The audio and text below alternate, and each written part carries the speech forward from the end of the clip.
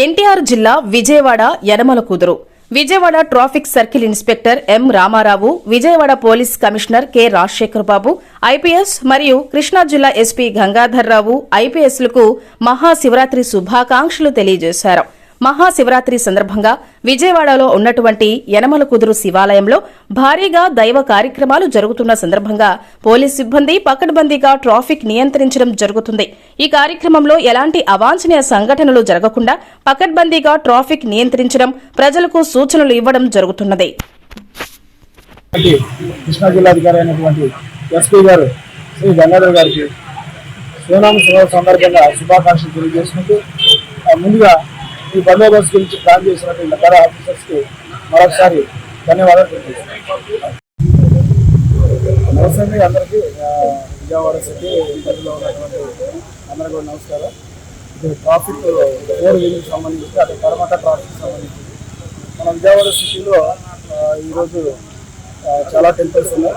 శివరాత్రి సందర్భంగా దానిలో భాగంగా పెరంబలూరు లిమిట్స్, అది కృష్ణా జిల్లా అయినప్పటికీ కూడా ఇప్పుడు విజయవాడ లిమిట్స్ లో కొంత భాగం రూట్ అంతా ఉంది కాబట్టి ఎక్కడైతే ఈరోజు శివాలయం ఉందో రామలింగేశ్వర శివాలయం, ఈరోజు కట్టుదిట్టమైన బందోబస్తు చేయడానికి ఎక్కువ మంది వస్తారని చెప్పి అంచనా ఉంది. దాని ప్రకారం భక్తులకి ఎటువంటి అసౌకర్యం కలిగించకుండా వాళ్ళకి సుఖంగా ప్రశాంతంగా వెళ్ళి ఆ స్వామివారిని దర్శనం చేసుకొని మళ్ళీ ప్రశాంతంగా ఇంటికి వెళ్ళాలనేది మా పోలీస్ కమిషనర్ గారి యొక్క ముఖ్య ఉద్దేశం. ఆ సార్ యొక్క సూచన మేరకు మా అడిషనల్ డీసీపీ గారు ప్రసన్న కుమార్ సార్ ఆధ్వర్యంలో ప్రతి ఒక్కరు కూడా బందోబస్తును ఎలా చేసుకోవాలి, ఎలా జీవించాలనేది అన్ని చెప్పడం జరిగింది. అట్లాగే రూట్ ఎక్కడైతే స్కూల్ బ్రిడ్జ్ నుంచి రామలింగేశ్వర కట్టకి వెళ్ళడానికి ఉందో అక్కడ కొన్ని కట్అప్స్ పెట్టడం జరిగింది. వెహికల్స్ వచ్చినప్పుడు కొన్ని పార్కులు ఇవ్వటం, ఆ పార్కుల ప్రదేశంలో పెట్టుకోవాలి. అట్లాగే గుల్జార్ బ్రిడ్జ్, అంటే ఇది చేపల మార్కెట్ బజార్ అంటారు, ఈ సెంటర్ నుంచి ఇది కూడా అక్కడికి వెళ్ళకోకుండా, గుడి దగ్గరికి వెళ్ళకుండా వాహనాలు కొన్ని ప్రదేశాలకు డైవర్ట్ చేయడం, అక్కడే పార్క్ చేసే విధంగా ఏర్పాట్లు చేశాం. అట్లాగే ఎన్టీఆర్ సర్కిల్ నుంచి చేపల మార్కెట్ ఇక్కడ గుల్జార్ బీచ్కి వచ్చేది కూడా రూట్ కూడా డైవర్ట్ చేయడం జరిగింది. అట్లాగే డొంక రోడ్డు, అవనగడ్డ నుంచి వచ్చే బస్సులు కానీ, బస్ స్టాండ్ నుంచి అవనగడ్డ వెళ్ళే బస్సులు కానీ, అవన్నిటిలో కూడా డిపో మేనేజర్స్ అడిగి బస్సులు కూడా డైవర్ట్ చేయడం జరిగింది.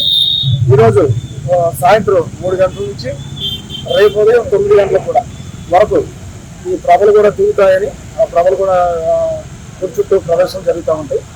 ఎటువంటి కళ్యాణం సందర్భంగా అందరూ కూడా ప్రశాంతంగా వెళ్ళి దర్శనం చేసుకొని మళ్ళీ ప్రశాంతంగా ఇంటికి చేరాలని యొక్క పోలీస్ ఉద్దేశం.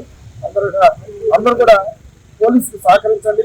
దయచేసి మీరు నిర్దేశించిన ప్రదేశంలో మాత్రమే వెహికల్స్ పెట్టుకోండి, సుఖంగా వెళ్ళండి, సంతోషంగా ఇంటికి చేరండి.